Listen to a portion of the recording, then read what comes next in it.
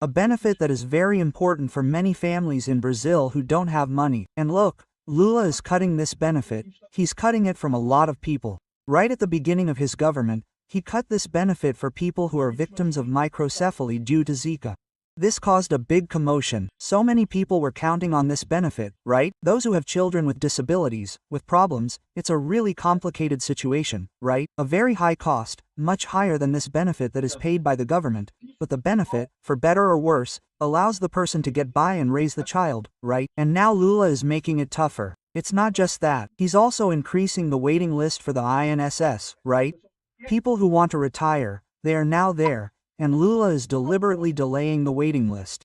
Do you remember that one of Lula's promises was to eliminate the INSS waiting list? If someone asked to retire, they would retire immediately. Well, he's working in exactly the opposite direction. He directed the entire INSS request analysis department, which was supposed to be for approving new beneficiaries, for approving new retirees.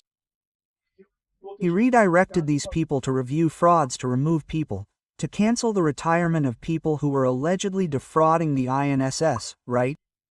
And why does he do all this? Because he wants money for his little projects. He wants money for the PAC, to spend $1 trillion on the PAC, the program to accelerate corruption, to give money to Odebrecht, to give money to the PIC, to give money to his cronies. The cronies, he put all unionists there. He filled the government with unionists, filled the artists. He has to give money to Margarite Menezes, my friend. Come on. What do you think? You want to retire and have a Margarite Menezes show too? No, you can't. It's one thing or the other. And Lula prefers Margarite Menezes. That's funny, right? Because Lula says he's in favor of the poor. Not because I defend the poor against the rich. But he cuts the money for the poor. Because we have to pay Margarite Menezes, a multimillionaire, with lots of money, a bunch of rich artists from Globo, who want money from the Kingley Rain and I don't know what else. For these people, Lula has money. For the people who have continuous benefit payments, we're not going to cut them. We're going to understand this here, which is, look, it's terrible from a humanitarian point of view, but we on the right have to celebrate, man. Lula doesn't know.